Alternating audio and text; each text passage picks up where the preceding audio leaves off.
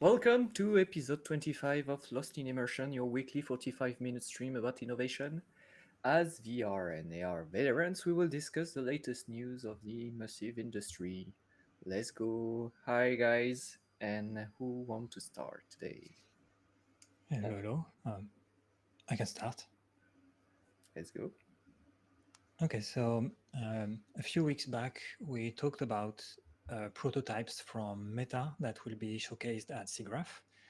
So last week was SIGGRAPH, so a few users were able to test this prototype, and what I'm sharing right now is a report of a user testing the prototype called Butterscotch, which features three really new um, innovations for headsets that improve a lot the quality. At least this is what he says in the article. So the three innovations are the one that you are currently looking at, which is so in headsets you have a lens, and so the lens distorts the image that is on the screen. So in the software, um, the image is undistorted, so you can see a flat image. But the distortion is computed from the center of the lens. And usually the eyes are not exactly at the center of the lens. So there are like distortions that happen because of that. So the first prototype is, the first feature is actually like a variable uh, undistortion that happens depending on where your eyes are relative to the center of the lens. So you can see how it works here on the video. The second one is, so we talked about that a few weeks back, is the varifocal. So currently all the headsets that are on the market, they have a fixed focal distance. So this is why a lot of, if the object is close to you and you look at close, object that is close to you, it looks really like your eyes cannot focus on it because the focus length is fixed. And here there's a focal that actually moves the screen depending on which object your eyes are looking at. So he mentioned a little bit of delay. So I think the time that it takes for the headset to react and to move uh, the the lens is actually a bit visible. But he says that it's really an impressive feature. And the latest one is what you can see here as a comparison, what they call it a near retina resolution. So they achieve they achieve 56 pixel per degree of vision, which is very close to the 60 pixels that we have in the eyes. And on this one, I'm not sure how they achieve it. Maybe it's a different lens, like a much bigger lens. It's not really detailed how they achieve that. So with these three features, the tester here, he was really impressed. Like he says, the object feel almost real when looking through that headset. I forgot what he says, but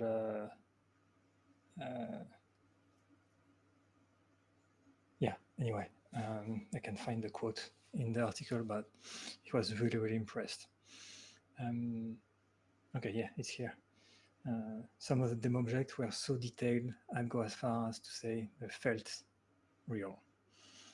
So that's great, I think, for what's to come in the future. It's not for tomorrow.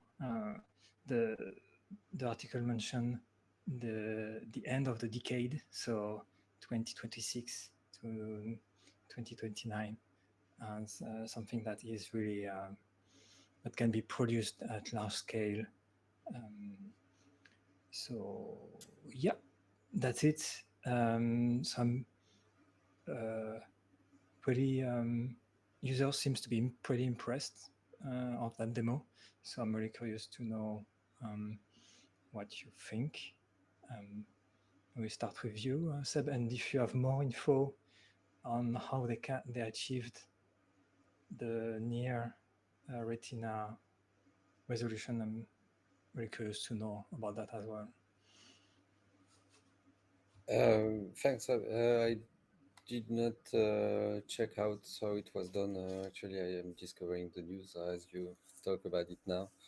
Um, so yeah, it's great that in VR they achieved to have a better resolution like that and making everything more real. Um,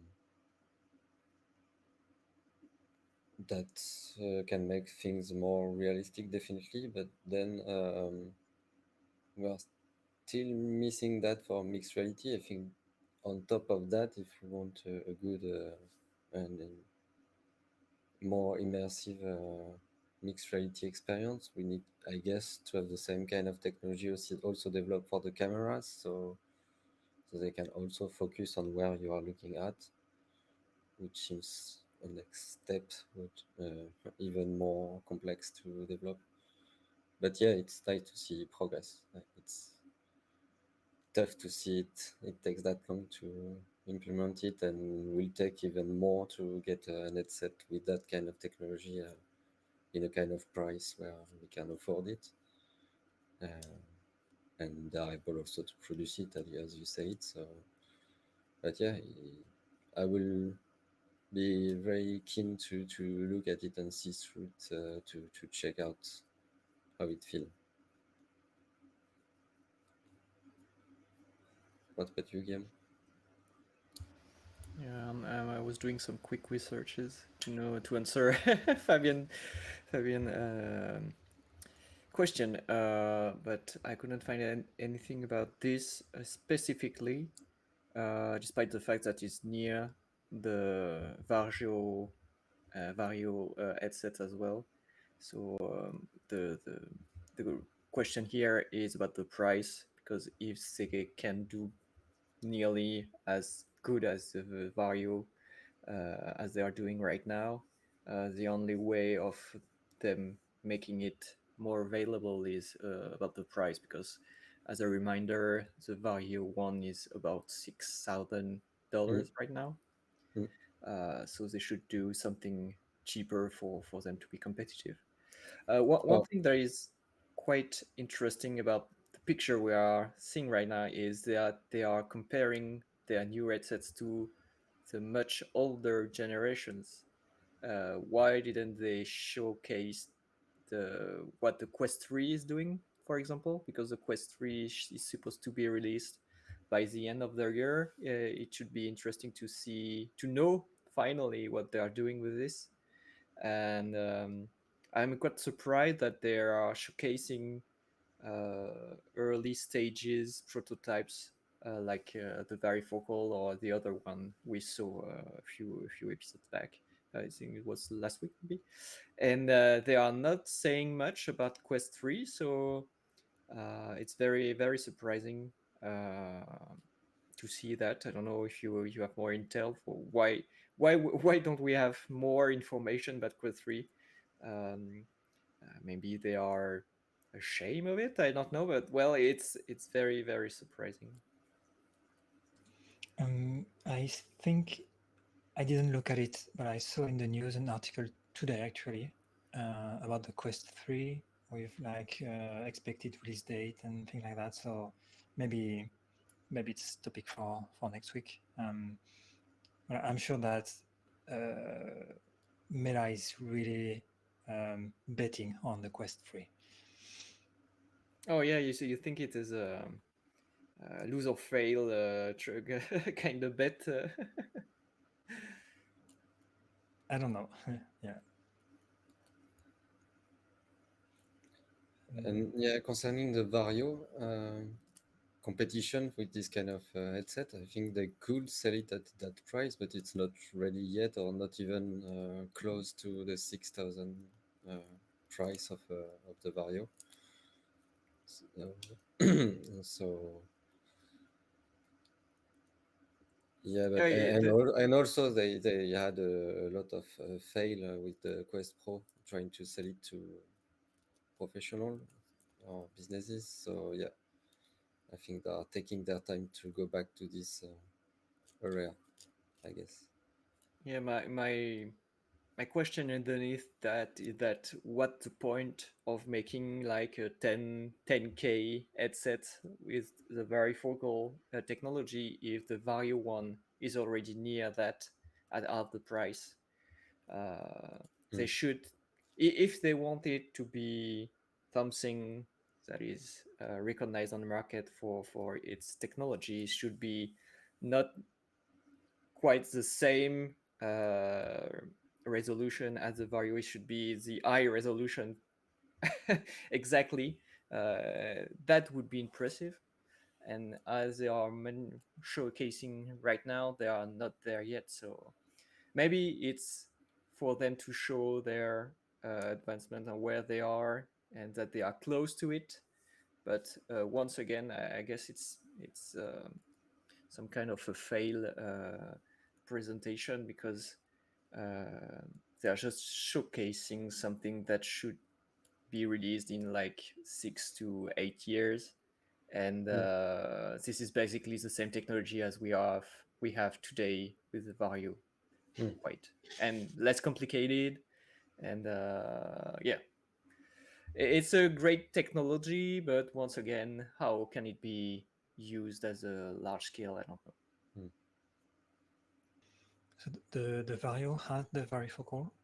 No, they're using another type of representation. They have the eye tracking, and then this is a dynamic adaptation of the resolution. I don't really know how it works, so I don't want to say any stupid things. But they can focus the resolution or whatever at some point and making it near the eye resolution. It's not mechanic. It's software plus optic. Okay. Yeah. And so also when you see this, so of course it's a prototype, but when you see the size of the headset, um, I mean, it shows that it's not ready for uh, mass production. mm, Um, but maybe they will of on the three innovations that they are showcasing into that headset. Maybe they will pick one that can be ready in a few years, and another one after that, depending on what their priorities are. Um, but to my knowledge, and maybe you have other info, uh, these are when we look at the possibilities of innovation in the VR headsets. This is the most up-to-date or most innovative feature that I've seen. Maybe there is something else about, I don't know, resolution, size, form factor that could uh, lead to innovations in that field.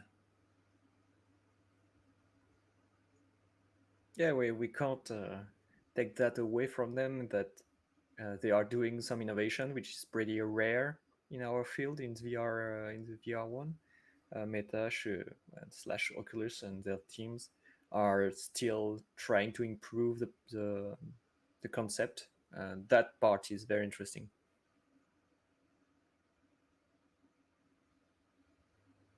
Yeah, it's the execution that is a bit difficult. Communication, execution, it's questionable. mm. It Okay. seems like the lab is working on their own and have their own marketing team, independent to whatever do Meta on the business side. Mm. I would really like to see how far they are on the force feedback, like gloves or stuff like that. That's still missing for me in the experience. That would be the things that needs to move forward, and I think it can move forward quicker, and that could really make the experience more immersive. Because right Mm. now the resolution you can, I feel like you can adapt to it, even if it's not high res. I was okay with the Quest 1, the Quest 2 added a bit more quality. The Quest Pro is even better, but in terms of experience, that's really the experience that make me want to go back and play it or do it again. So more in terms of content, and what is missing right now is to have some, yeah, some force feedback on some of them to make them really impressive and to make me want to go back and do it again or really use it professionally. Mm. Well, I get they are not even thinking about this right now, as they are completely blocked on the idea. They are focused on the idea that if they don't have that many users, it's because of the headset. Mm, So they are until they are changing this way of seeing the market or seeing their technology. I guess they won't be doing much about the haptics or whatever because mm, usually it's the other steps that are coming afterwards. So they really need to understand what is wrong with the fact that they are not growing such a big community as they thought in the first place. And we all know that it's about content. mm, Yeah, it will be interesting what Roblox brings to the table, and this new game studio that they have in house. And really are looking forward to see some metrics and if the game is getting traction. Well, I don't know if we mentioned this, but they had like 5 million users the first week with Roblox.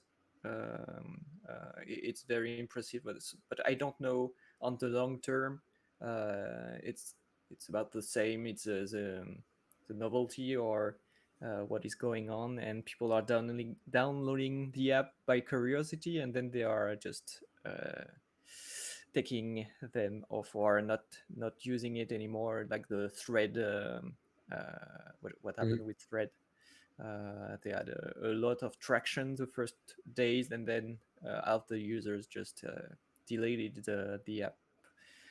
So we will have to see on the long term what Warrock is doing. Okay, so Seb, do you want to talk about your subject? Sure. So mine was to continue the discussion or what I shown last week about the shadow projection experience where a kid were going inside a room where there was projection and was able to interact with some shadow that was dynamically displayed. Here it's Moment Factory that did a couple of experience with body tracking and doing some projection and interaction with body tracking. So the first one is quite simple. They are just detecting the user in front of a screen and make him able to move some particles. And it was shown at SIGGRAPH, but they did much more impressive experience with an audience where a complete audience can step underneath projector and dance or interact together by being guided by what is projecting on the floor and how they move.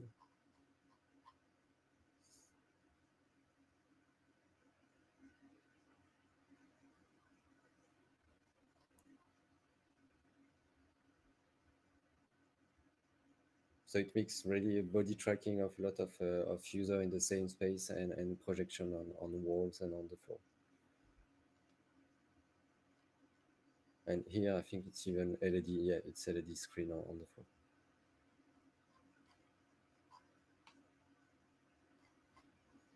So I find, like I said last week, I found this experience really immersive, and an audience can look at it and see what they are doing and understand it. So not like a VR experience where you are alone and only showing what the user is seeing inside a screen.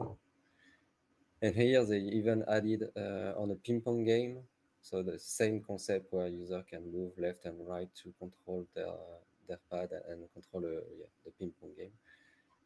Here, another user can join and use augmented reality to to vote on what will be the next power up or change the way the ball basically will react in the ping pong game.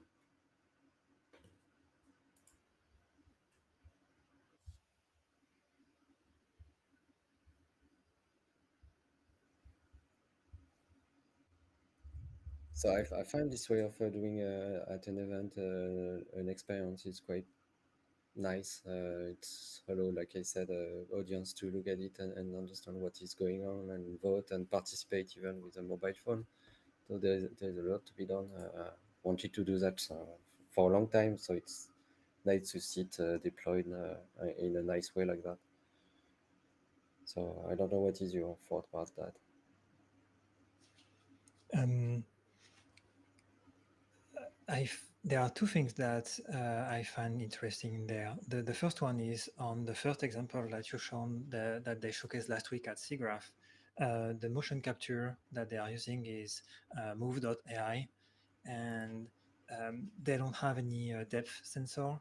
Mm. It's I think they are using one phone or maybe two or three. I forgot how many, but they are just using standard phones pointed at the user, and they can in real time using AI transpose that to a skeleton animation. So this is the Move AI technology. It's really impressive. They have been out for a while, but it was only post processing until now. They released recently, I think 1 month back, a real time solution. Um, so that is really impressive to me, and hopefully will reduce the friction to have body tracking in interactive experiences, because just from a phone, hopefully we will be able to add this feature. And the second one is yeah, what you've shown with the other user using their smartphone. Um, I think we can expand that to many experiences, like even if in VR, if you are, let's say you are with friends and you have only one headset. So this is a very uh,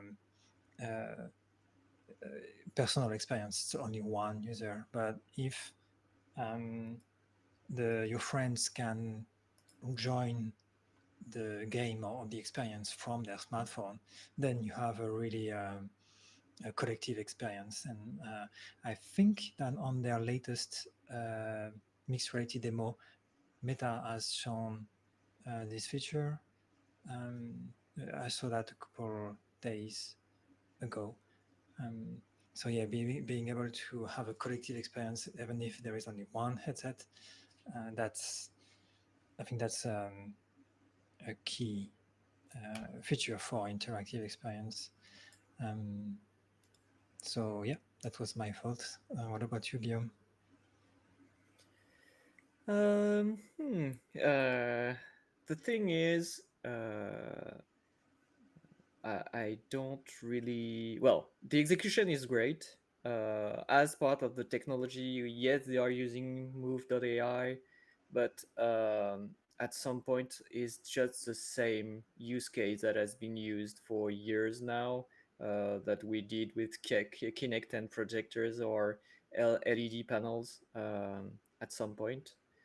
Um, so I don't really see, despite the fact that you can use AR to be part of the experience. Pretty much all the use cases shown are not that innovative on my to my knowledge. Uh, yeah, the thing is, it's always very nice and very well integrated. As what Seth said about the fact that people around were about to understand what is what is happening on the scene. I'm not that sure about this because uh, we appreciate the experience because we have a high view of what is going on. But when you are on site, if you are not that tall, you can't see really what is going on the floor.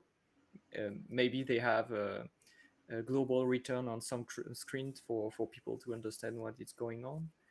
But yeah, not really that impressed about the setup itself. It's well executed once again, but not yeah.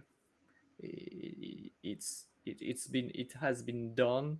For of course, it's better now because we have better technologies, but the the projected interaction and body tracking features are very common now. Especially in some kid playgrounds right now, we can see this kind Mm. of stuff like all around. I saw there is also a go kart company. I guess it's in Europe as well, and you can have some kind of Mario Kart experience with your kart track, and you have some inputs on your wheels, and you can yeah throw the the bonuses and so on, and the fact is really interesting. This is a really interesting approach. They have just an empty space, and depending on what racetrack you want to project, you can have different patterns or concept, and I found it very interesting. They are using electrical carts, go karts, so it's completely noise free, and they can all enjoy their experience. And this is quite interesting because this kind of concept we were approached back in the day in 2015, something like that, to do this kind of concept, and it's very interesting and funny to see that those concepts uh, imagine like way back are now completely available for the public. Try to find some picture of this at some point if you want. I will like the But link. Yeah, maybe in Belgium, yeah, five it's years, Belgium. 4 years ago. It's quite close to my place, and yeah, it was nice to do a Mario Kart like this. Yeah, to be able to grab some features on the floor, being a hit, and you have your electrical car that stop. Mm, Yeah, so linking that to the projection on the floor and having even the race track being different between the race was mhm, yeah very nice. So yeah, I guess it's not that new, but it's nice the way they integrated it. I think still and the ability it's like a first step, and I think there is a lot of idea that could come by mixing augmented reality and this kind of projection and interaction mm, uh, at an event. And like you said, I think that's true. If you want people to have a really good look, you may have to make them higher to the place you are projecting on the floor, or make things displayed projected behind the user, so everyone can see what is going on, like a Street Fighter, and you see only the background and a bit of the floor, but not like this, where it's only projected on the floor, like the people games. But yeah, some nice content can come out of that, and really show that. That was more my point. Yeah, I totally agree. It's very nice to see, like similar to what we discussed last week about the water slide, that you can enjoy it by itself. and you can also add a digital layer on top of it, and it's nice to see like a digital layer on top of karting, a digital layer on top of ping pong. It's it's really interesting to see these developments. Yeah, this is some kind. Yes, this is one part of the approach of the metaverse. If you want to bring back the word, and yeah, of course, if you have these AR glasses on you every day, you can have imagine this kind of interaction with a whole bunch of everyday activities like pools, yeah, ping pong or tennis or whatever. Mm. Okay, great. So I'll move up to my topic. Um, and it is meta again. Uh, so there are two different thing I would like to discuss about meta. First one is that they published the best practice for mixed reality. So basically, it's in prevision of what Quest 3 will be capable of doing. They are projecting what kind of interaction you should do with the headset, especially mixing the end tracking and the mixed reality slash AR features. So some catch and grab and basic interaction and how to merge the real virtual one. So they already have some very interesting way of doing this. I don't know how in technically it's doing, but well, they are showcasing some interesting visual of what they would like us to do with the Quest 3. So that said, we could have imagined that the Quest 3 will be their main device to approach the AR mixed reality part. And if they are that confident with their headsets, it should be their best device to do it and to be the competitive counterpart of the Apple Vision Pro. However, they just announced that they are about to release like 1,000 AR devices for next year, especially like military grade, and they would like us they would like to showcase those 1,000 AR glasses to the world, to developers, to showcase what they are doing in AR. So what are they really doing? Because as with the Quest 3, they are just announcing that they have in hand the competitor to the Apple Vision Pro doing video see-through AR. And on the other part, they are working on some AR glasses, maybe see-through ones. And like if they reach their goal of doing efficient mixed reality with the Quest 3, why are they doing an AR glasses one with maybe some other technologies? They also announced that they changed their technical roadmap by decreasing the number of features of their AR glasses because it would be too expensive, and they want to be still competitive against Apple Vision Pro. So I really don't understand right now their strategy towards the adoption of mixed reality. And as you mentioned earlier, Fabien, is this just a bet on the Quest 3 and they just added some mixed reality feature to be like sticking the trend of the Apple Vision Pro, and maybe in the first place it was not meant to do those kind of interaction, and they just did this to put their flag on the mixed reality one, and just saying that it's a $500 headset that is doing basically the same as the Apple one, just to grab some market users. I'm really curious to know what you're thinking about this kind of mm, weird strategy.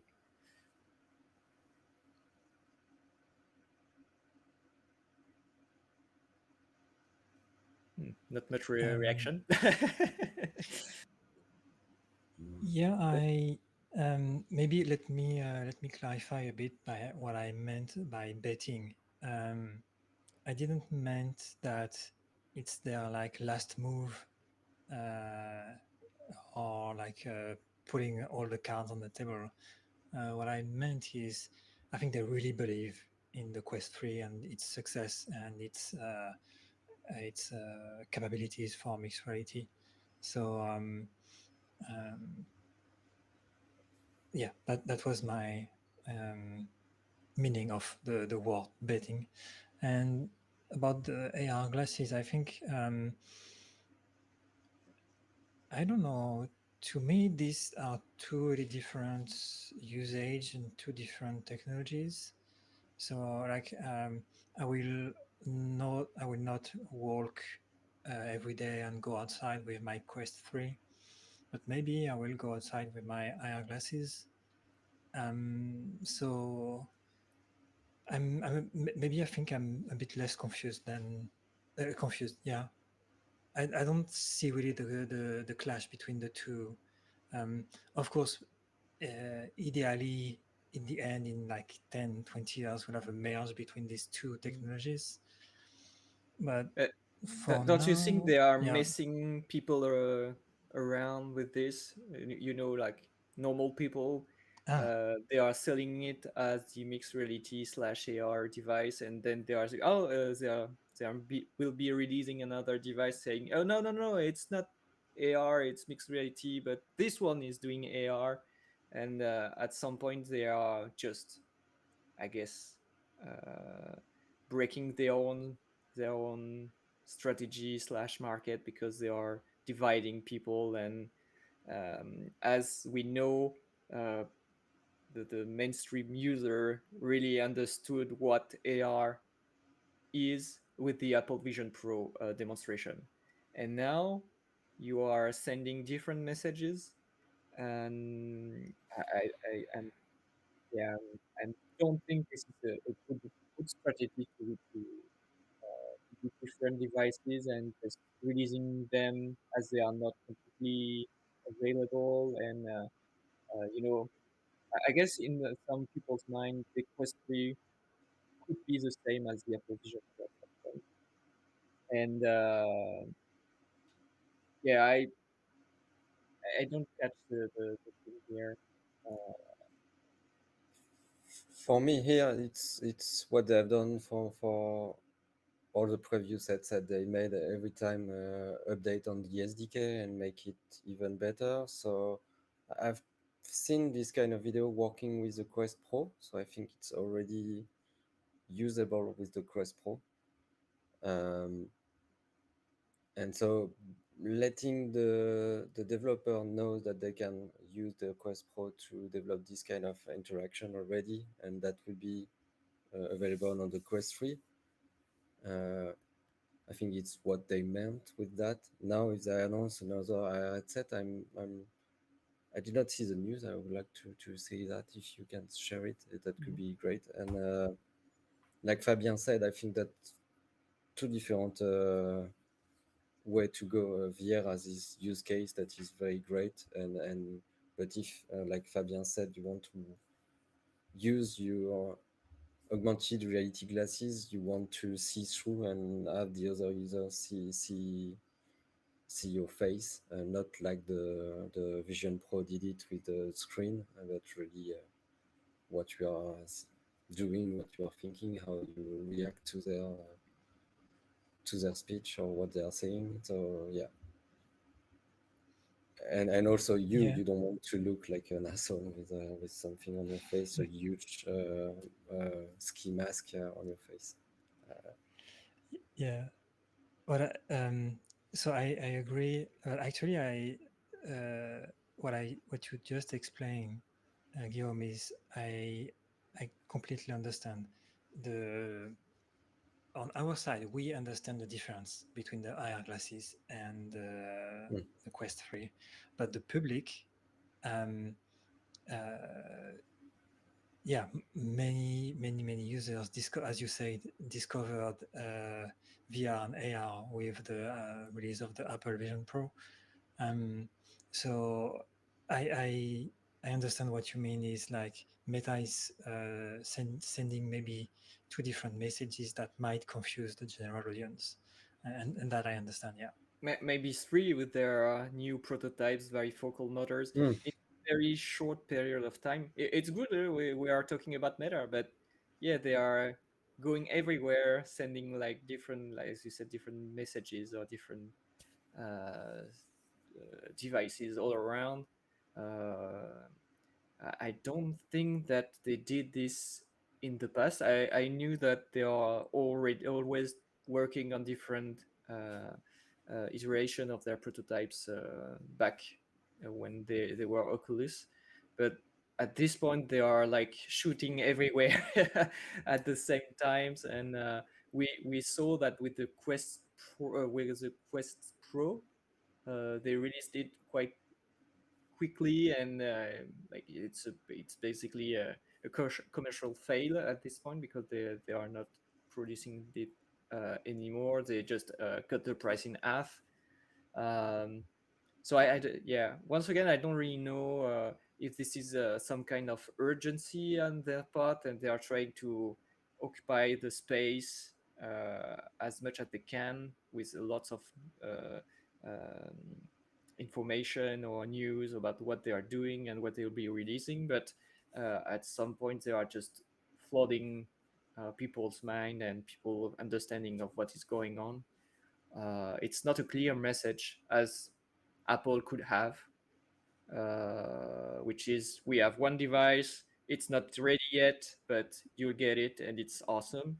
And Meta is like, we are doing a lot of stuff. They are all doing something, and we are hoping that you will buy them all maybe at some point. But yeah, it's really it's really interesting to see the different marketing approach with a very calm, very or focused one with the Apple, and just like a frenzy of ideas and different devices on the Meta part. And it's the same about uh, the content as well. We see that they are doing some Roblox on some parts. They are trying to save the Horizon on the other one. They are working Mm. with studios and so on. You see, it's buzzing all around on the Meta part, and so I don't know if this. I understood what you meant, Fabien, with the bet one, which was not meant to be like it's a live or die headsets release, but at some point the question will be asked, I guess, because they are still losing money. They are. It's like 3.2 billion, I guess, last quarter for just for the innovation team. um, so I guess at some point they will have to pull the plug or not, and we can maybe it's a last effort at some point to see do we have some traction of what we will be releasing on the air glasses to see what people Mm. are thinking about and to know if they can still invest or not.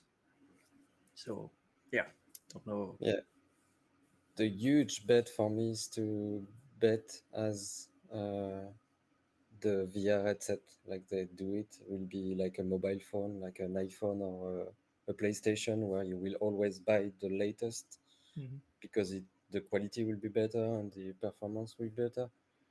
Here, I feel like most of the people that bought the Quest 2 are happy with what it does and Yeah. are already not using it every day, so they don't care about getting a new one. So, yeah, I'm a bit worried about this strategy and not making the effort to make only one really huge step between the different headsets to have really a market where the people realize that they have a really old-fashioned VR headset, and now there is a new one that is uh, really different from the previous one they had. So yeah, that's a huge bet. I hope they will not. And just one thing that I saw is, can you see the distortion right here when he's moving his hand in the real world?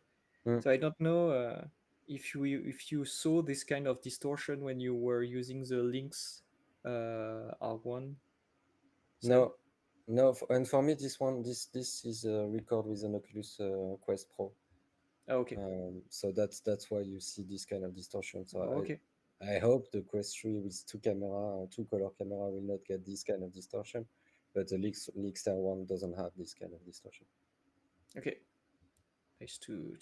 Well, once again, they are showcasing something that should be on the Quest Pro, and they are showcasing it with the Quest 3, sorry, and they Mm. are showcasing with the Quest Pro. And I guess I'm not the only one to have seen this kind of distortion that are not very, you know.